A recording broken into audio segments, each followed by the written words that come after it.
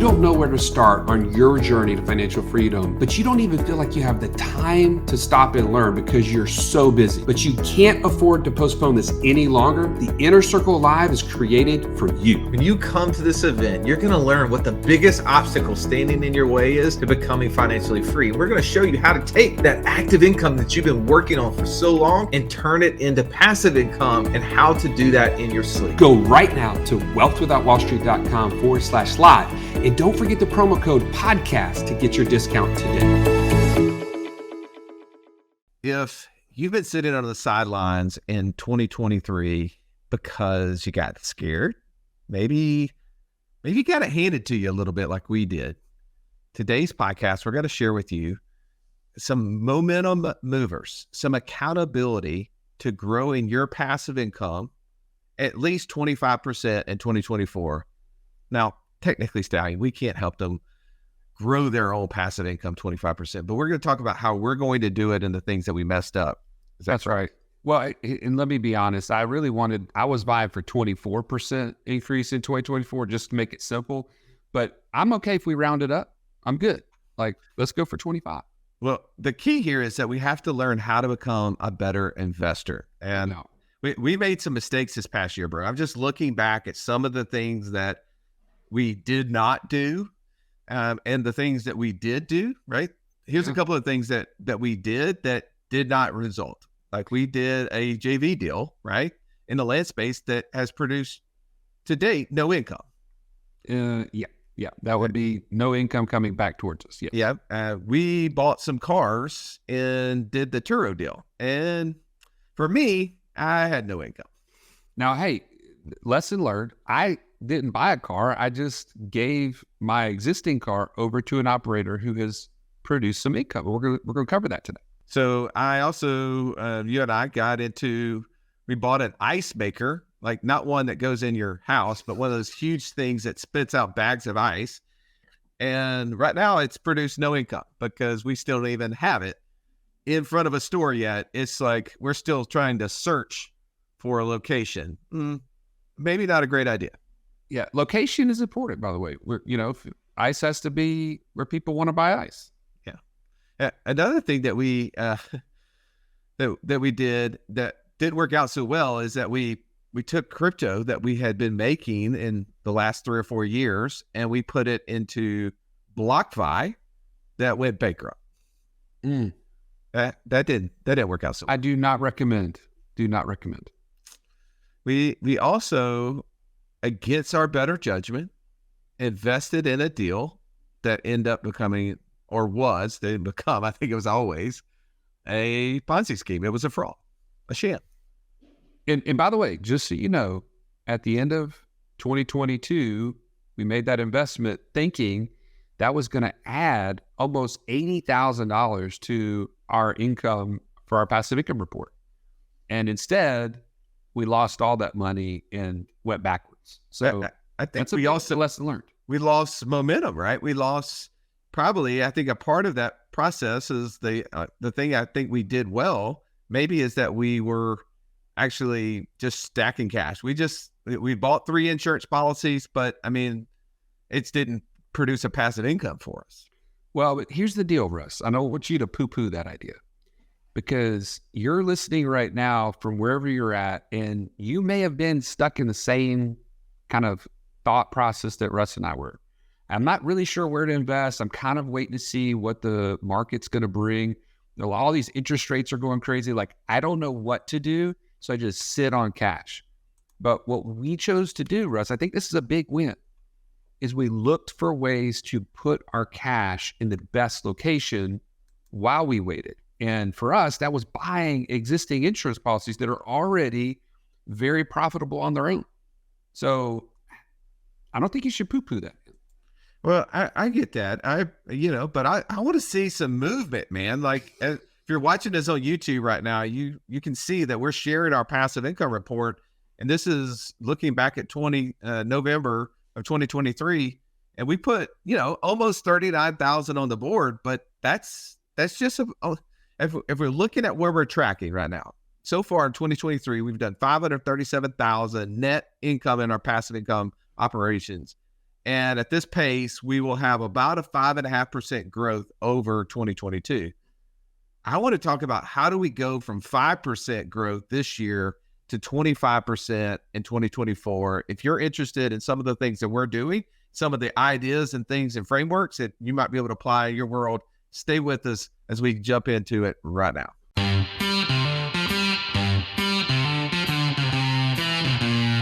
Welcome to the Wealth Without Wall Street podcast, your guide to understanding how to get out of the Wall Street rat race and start your own mailbox money lifestyle. Now, don't let these handsome Southern draws fool you. These financial minds are teaching our country to enhance savings, increase cash flow, and create passive income, all without the help of Wall Street. Are you ready to break through? Now here are your hosts, Russ Morgan and Joey Murray. Okay, Stallion, let's talk about the calculated steps we're going to take moving forward as we think through investing decisions and what those investing criteria are for us. I'd love to talk about a strategy that we're employing that maybe you, as you're listening to this, maybe you're like, hey, I might be able to do that because I have some of these things that are needed to do it. And then lastly, I'd love for us to, we kind of started off the intro talking a lot about things that didn't go right, but we did have some wins. Let's talk about some of those wins and also some of those exciting things that we have that are going to propel us forward to hitting that 25% goal for ourselves in 2024. You good with that? I'm good, man. Let's do it. All right. So talk to me about the criteria. Everyone who interviews us always loves to ask us the question, where are you guys investing? And before we answer that, we always say, well, it has to be based upon your investor DNA. It has to be based upon the investor buy box that you've created for yourself. So for you and I, what is our investor buy box? What are the main components of it? Well, so, Russ, today is going to be a lot about what I would say my superpower is, and that's relationships, right? Relationships with an operator or relationships with whoever you're going to invest with are super important. But at the end of the day, that is not the end of your buy box, right? Relationship is great, but it can't be the end. And let me explain what I mean by that. We have people that you and I have gone very deep in relationship with over the last several years. We've been with them in events. We've done podcast interviews. We've done sidebar conversations. We've looked at their investments in detail, and we've spent the time building those relationships. But at the end of the day, if the investments that they offer do not create cash flow and create cash flow quickly, we're out, right? It does no hard feelings, right? We love you. We want to work with you, but it just isn't possible because the investment doesn't fit the buy box. Secondly, if there's not an opportunity for some sort of tax strategy, we're going to be out unless there's something else that makes it just like a super win, right? Like maybe the cash flow is much higher, but there's no tax, depreciation model, whatever. And I think the last thing is we are looking for ways to have some sort of, influence, some way to see that it's not just a hope strategy. Appreciation's great, but it's always going to be one of the last things that we consider in our investing decision. What would you add to that or take away? Well, with those three levers, cash flow, tax strategy, and appreciation is the lens that we evaluate all deals.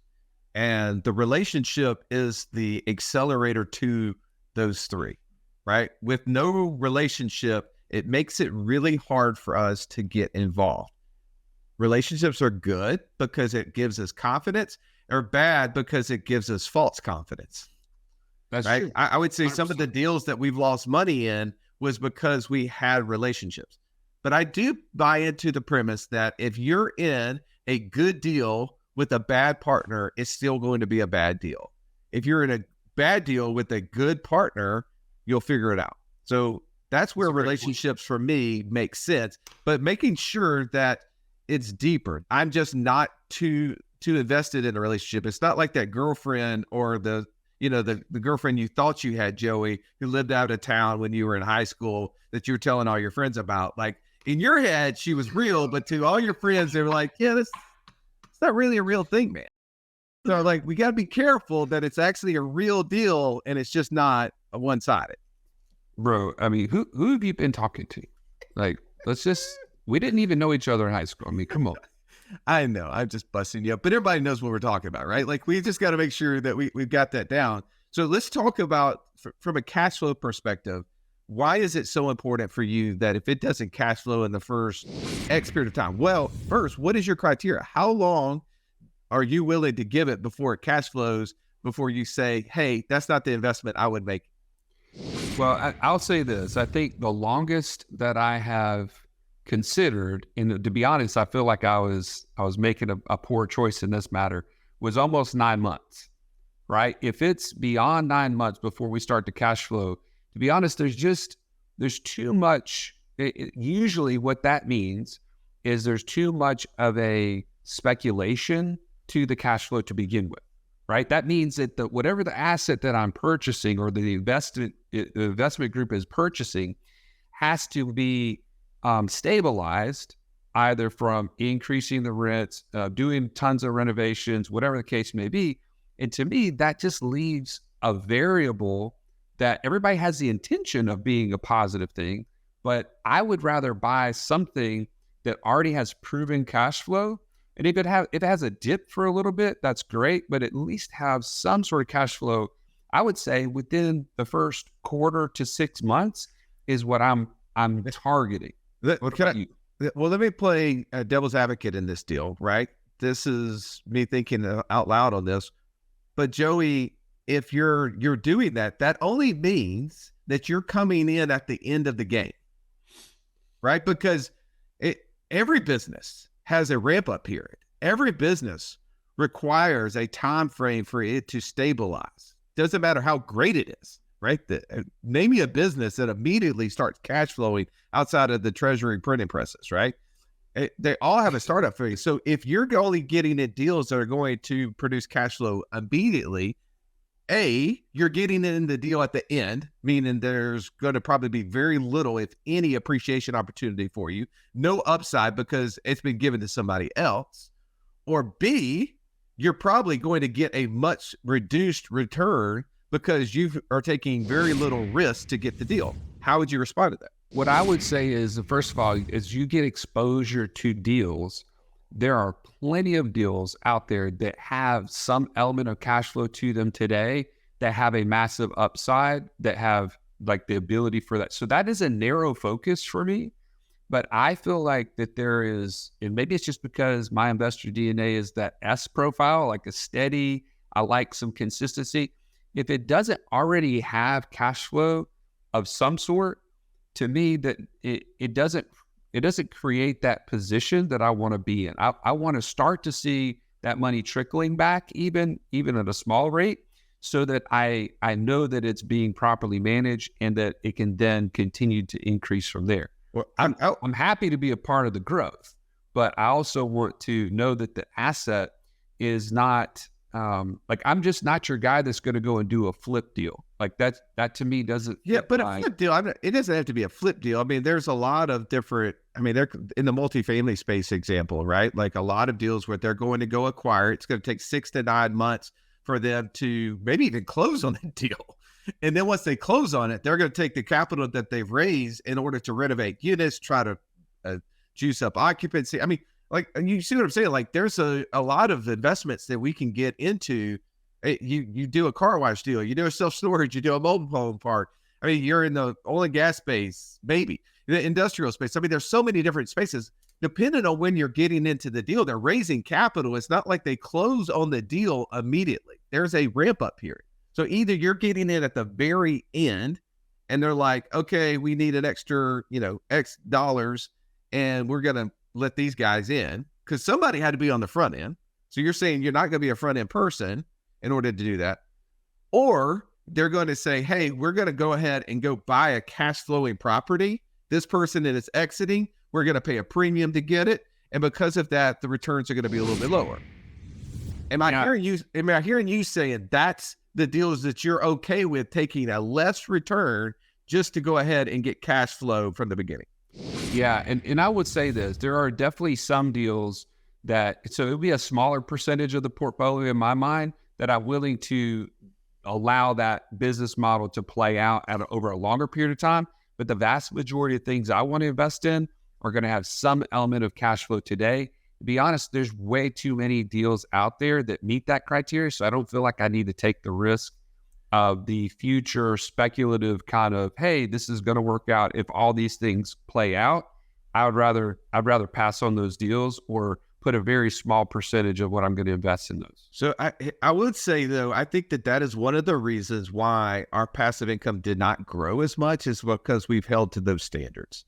And here's the thing. It's like insider, right? Like, you want to see what's going on in Russ and Joey's brain. Let me tell you, right? Like, we pull it out and play with it, and I'll share.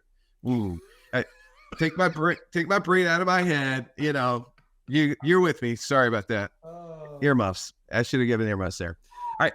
The idea that we're sitting here thinking, like, we have so much access. There's all of these opportunities. Which one do we take advantage of? Which one do we do next? And a lot of times we just sit back and watch instead of do. And that's what happened in 2023 is we watched. Our criteria, I think, was so tight that there was not a lot of those opportunities out there that we took advantage of. And it's why we only grew our passive income 5.5%. And I mean, to be honest, like, I think maybe, I don't know if that's good or bad, but I do think that we sat back a lot trying to say, well, we can get a better cash flowing return than X. And we sat back waiting for it. And I think maybe we got distracted by the 2011 to 2022, like, everything's a grand slam. And now no longer is that the case. And we're saying, hey, maybe that's not a big, huge win for us. The second thing, not to get too stuck on just cash flow, you said tax strategy. And I think most people know what you're talking about when you say there's something around the tax strategy part, but not everybody. Like, when you say, when we're analyzing for tax strategy, what are those big components in your mind that you're like, it has to have A, B, or C, or it must have something other great? What's A, B, and C? What are those things in there? Well, before I jump into that, I want to mention one quick thing. I think another thing that kept you and I distracted was that we thought the next level for us in investing in 2023 was going to be building a fund. In fact, we've gone across the world explaining this is what we're going to do in 2023. And we invested in the education to figure out that really wasn't the best use of our time, money, or energy. And it's not something that we were really built to do, because we don't have the bandwidth to do that, number one. And number two, it was kind of like the juice isn't worth the squeeze, if you will. We just really figured that out. It took us a long time to do that. And I think that kind of had us on the sidelines. Would you agree or disagree with that? I definitely thought we were going to build a fund, and it wasn't because we couldn't raise the money. We could totally do it. I think for us, the regulatory requirements behind the deal, like, I'm comfortable raising money and going after deals. And if the deal doesn't work, we all lose together. Because I would never raise money to something that I didn't have my own money in, right? So, like, if I lose money, you lose money, we both bit the bullet, right? But I think that it's just so much requirement. And we ask too many people in that world, how do you make that a passive business? We realize it's a business. How do you make it a passive business? How have you made it passive? And we never, 0 times out of however many times we asked the question, did we get back a response, oh, I've made it passive by hiring A, B, C, D people. No. Right. They were like, I work constantly in this business. And for us, that, I think, was the thing that just kept us pulled back, saying, man, yep, you know, I don't want to get mixed up in dealing with the SEC and FINRA and all the requirements that have to go in there, because there's a lot of details, and I know that I'm not great with details. I'm going to fail in some detail, and I don't want to do that. But also, it was the idea that we couldn't make it passive. And not that's okay, right? For it to be passive for you, that means it has to be active for somebody else, right? If you're going to invest in a deal, you want probably the person you're investing in to be super active. You want them to be involved. I think for you and I, that's the reason why we didn't do it. We've had plenty of people say, hey, how can I invest with you? How can I invest beside you? We've probably left a lot of money on the table, but man, it just like our time is just worth more than any money that we can collect, I think. If you've listened to our show for any length of time, you've heard us talk about infinite banking and how we were able to use that concept to create over $50,000 a month in passive income. But it's just not that easy to figure out, how does this all connect into my own personal system? Stallion, that's why we created the passive income operating system, bro. It shows you how to turn active income into passive income. It makes all the steps come together. If you would like to get access to it as a podcast listener, we've never given this away in public before, go to what'swhatwallstreet.com/PIOS. There was nothing worse than walking into class when you're in school and the teacher saying, pop quiz day. Why? Because you were unprepared. Are you unprepared though for financial freedom? Don't be. Find out how close you are by taking our 30-second quiz at wealthwithoutwallstreet.com/quiz. And I didn't want to get us derailed, but I wanted to add that point because I think it's important. First of all, we told you we were going to do that and we did it. So there's a reason behind it. I just wanted to make sure that was clear. But to go back to the tax strategy question, for me, the investments, again, and it's in that order, like cash flow first, then tax strategy. If we can get both, it's just a winner sandwich, if you will, right?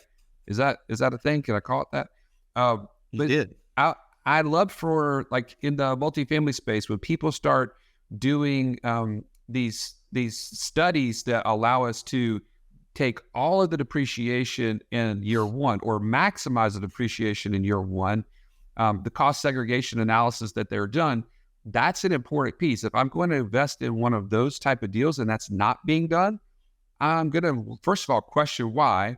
And then secondly, I'm probably going to, move on to a different operator because that's a missed opportunity. Well, I would say you go through the cash flow quadrant, and in the E Quadrant, it talks about the highest earners pay what percentage in income tax, roughly, Joey?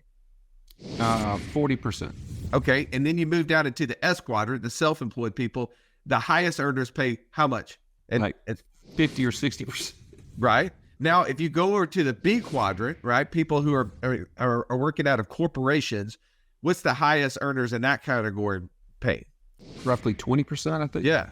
In the I Quadrant, people are paying zero, right? If they do it right, therein lies the reason behind why tax strategy and investing becomes most important.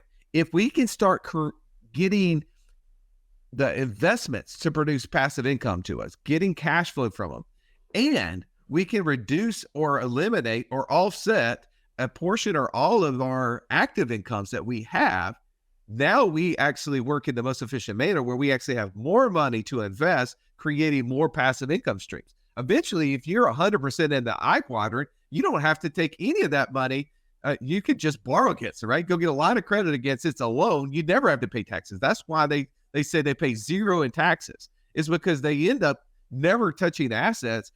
They just borrow against the assets, and they put money in their pocket that is subject to loan, which is not subject to income tax rules, right? So there's reasons there. The appreciation side is the third thing that we put in there. It's not a deal breaker for us if it doesn't exist, but it has to have those first two criteria have to be so great that we wouldn't want it. Because if you can get some lumpy cash, right, you can get a 2x, 3x multiple on the deal on the back end. It just allows for us then to multiply what we're going to do thereafter and accelerate from there. Yeah. Let's talk about the second thing, which is, so we really hit on kind of our investment criteria decisions. And I don't think that's probably too different than what you expected from us, but we wanted to give a little meat around there because we're going to be making investments based upon that criteria here over the next month, actually. But the second thing is that maybe outside of the box, maybe you're one of those where in the 5 things that you need to do a deal, right? We talk about the motor, the redneck motor, the money, the opportunity, the time, the experience, the relationship. Maybe you got the odor, right? You like it in the motor, but you got the odor part, right? And one of the things that I think that for some that this is an opportunity, a real opportunity, is us bringing ideas to you that doesn't always require the money. And one of the things that we've been digging into for the last probably 6 months, really strong, is in the affiliate marketing space. And when sometimes people hear the affiliate market, they're like, wait a second, am I going to be doing a Tupperware party in my front, living room? No, that's not what we're talking about. We're not talking about Tupperware parties. But we are talking about there's people who built products, right? Built courses, built groups, whatever it may be, that they're selling them, and they're looking for people who can help sell those products for them to their audience and get paid a commission, right? No different than if they have a sales force, they're paying you as a sales force. You're able to do that. And, we've been building products for a number of years. We've had, hundreds, if not thousands of people purchase them. That goes on our passive income report every single month that are courses. But what we have not done well is go out there and find people to buy or to sell our products outside of our own community, nor have we aligned with too many opportunities where we could be an affiliate. So there's a criteria, though. People want to know, well, what's the criteria you're going to use if you're going to be an affiliate? What's ours, Joey? Everybody's going to have their own, but what's ours? What do you think the 3 big criteria that people should consider, and what did we consider within those? So just to clarify, you're saying when we affiliate with other people's products, what are the reasons that we would do that? Yeah, I think everybody needs to know what the big 3 is. Like, if I'm going to be an affiliate for somebody, what are the big 3? We're using the same criteria. Yeah. So number 1, I got to believe in the product or service. I got to know that product or service adds value to the people that I care about. Like the people that God's entrusted to me to share this with, I need to make sure that the product itself, the service, is something that's going to add value to their life. So, but also, I would say even deeper than that. Like, I definitely agree with that. If you don't believe in it, you're not going to sell it. But what you're really looking for there is a connection. There has to be some connection to who you are and what you do. Otherwise, it's always going to feel odd. Like, if I start selling, like supplemental, like health supplements on this podcast, you guys are going to be like, that seems weird. I know, like, Joey and I are very health conscious. We spend a lot of money on taking care of our health. I bet between the two of us, we spent well over $100,000 this year on preventative things, not like surgeries, like stuff that we did in supplements, coaches that we have. True? Yeah, I would easy. say so. But if we start selling health supplements on this podcast, it's going to seem weird. It's just not connected. Right. Exactly. So what would you say? So the first step, you got to have connection. What would you say the next big block for people should be? The second thing is, if whoever is I'm going to affiliate with, they need to have some sort of delivery system, right? A way in which they are providing that product or service in a reliable, consistent way. It's got to be easy to consume. It's got to have a result. Like there's some sort of, hey, do this, get this result. Do this, follow this process, get this result. If it's just kind of like this willy-nilly, like, oh yeah, just call me and we'll take care of them. That doesn't give me peace of mind that there's going to be a way that I can stand behind whatever they're talking about.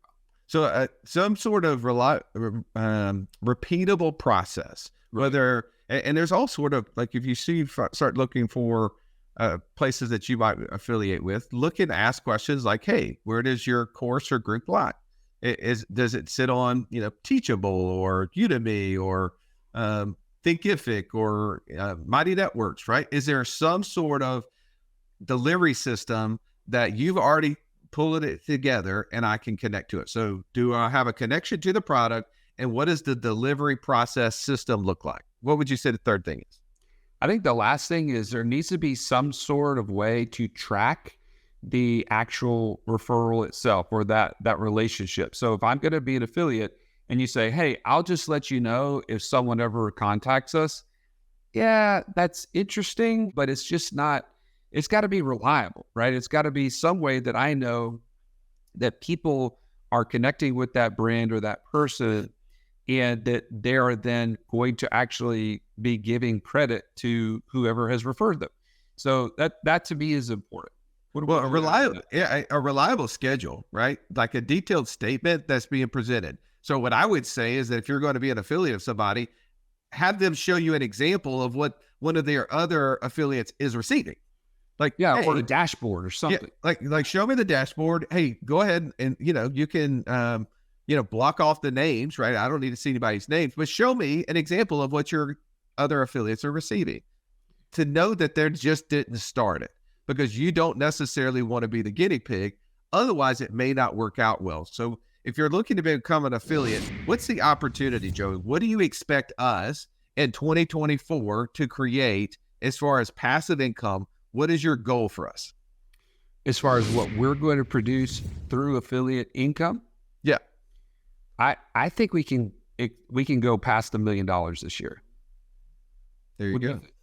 Yeah, no, I believe so. And the reason why is not because we're just like saying, hey, I hope we'll do $1 million. Sound like a good number. Who doesn't like 7 figures? Is that we invested 30 something, 40 something $1,000 in a company who has helped other people do this very thing, right? They had a process that they did. They actually helped us go through, create a criteria for who to hire, helped us go through the hiring process. Now we actually have hired an affiliate manager. So big thing for us, we didn't talk about this. Right. Big thing for us, everything has to happen, has to have an operator. If they don't have an operator, we're not going to do it. So we've actually gone and hired a manager to do that. So I say this just because when you see maybe an opportunity for you to get connected into something, does it have a connection to what you're already doing? Does the person that you're affiliated with have a delivery system that you feel confident? Have you gone through it? Have you seen results, right? If Joey and I talk about a deal, one, we'll disclose that we're doing it, but two, rest assured that we're doing it. We're going through the process. And if we find out it's not working immediately, we will cancel. Like there's not enough money that we would get paid if we don't feel like it works. So we've talked about several things on this podcast, Land Geek, right? That Mark Podolsky is a proud sponsor of the What's Wild Wall Street show. Like you and I have built a $1 million land flipping business through that process. We've seen hundreds, if not thousands of people over the last 6 years in that process win. Happily love them as a sponsor. Neil Twan, their process with Voltage, helping you buy online and create online e-commerce businesses, building brands. We've seen members in our Passive Income Mastermind who built 8-figure e-commerce businesses by utilizing their exact model. Happily okay to affiliate with them. I could go on and on and on, but these are the examples that for us, did we do it or did someone close to us do that process and we saw it work out? We say, okay, great, we can get behind this. All right, so the first thing we talked about is that we wanted to make sure, what are the investment criteria that we're making? What's another strategy that we can be creating passive income, become an affiliate? So as we wrap up, this is kind of lightning round here, Joey. Let's talk about hold on. Before you move on. I know we got to do lightning round, but if you want to become an affiliate of Wealth Without Wall Street, like you are a fan of Wealth Without Wall Street, you want to be a part of our growth and you want to, get a benefit from that, email us at info@wealthwithoutwallstreet.com because we are actively putting that system together right now and you will be the first one on the list.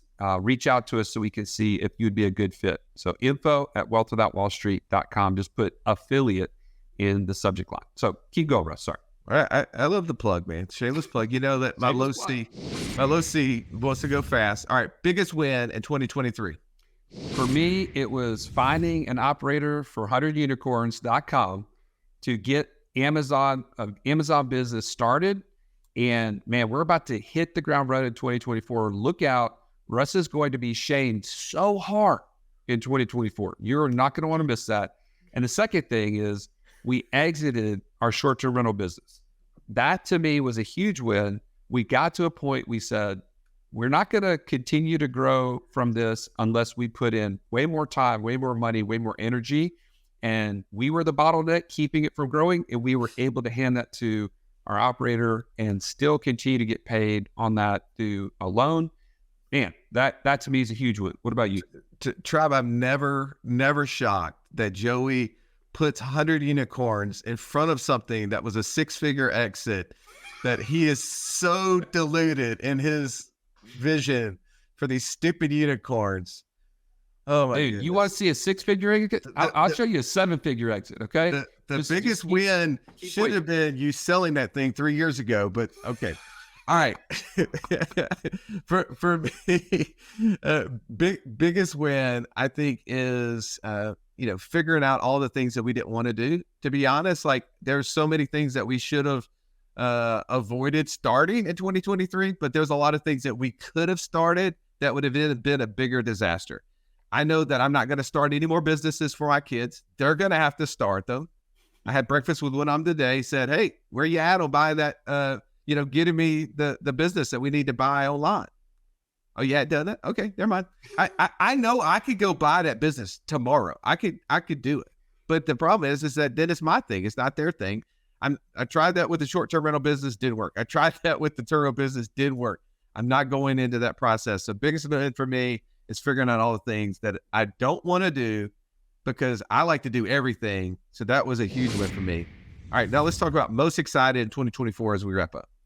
All right. For me, I'm excited that we have operators in place, that we have spent time getting to know, that we have intimate knowledge of their business model, what they're trying to accomplish. We are aligned with them, and that we're going to be able to deploy, $300,000 to $400,000 here very soon into their business models that are going to meet the criteria, cash flow and tax strategies and appreciation. I'm excited to see where that's going to run in 2024. How about yourself? Well, I think that you stole my thunder a second ago with this affiliate business saying that we're going to make $1 million. And I too believe that that's an opportunity. I think we're going to get there. And the reason I believe we're going to get there is because we actually have hired an operator, somebody with success in their past. And we've built a model. We've taken almost 6 months to build this out, and we have the framework. So it's not a hope-based strategy. There's a lot of reliability behind what we've already done. So I do believe that in of itself will help us grow to 25% or greater, right? So I'm calling that we're going to grow 25% or greater in this passive income report over 2024. And we're making a lot of investment decisions based upon our criteria that we've talked about earlier. And we're making a lot of investments into this affiliate manager to not only affiliate our own courses and products that we've already built, but also to share the connections that we already have, kind of that vertical integration. And they all should align with what you're doing and what your journey is. And if we see a connection to help you become financially free, we're going to be adding those affiliate partners. So be on the lookout for that. Thank you for listening to this episode. I hope you found value as we talked about ways to grow as an investor, new ideas that help us, and making sure that they're aligned with who we are as investors so that you become financially free or get a lot closer in 2024. Have an amazing day. This has been the Wealth Without Wall Street podcast. Don't forget to subscribe to the show to break free of the Wall Street mindset and begin building wealth on your own terms in places you understand so that your wealth will never run dry. See you next episode.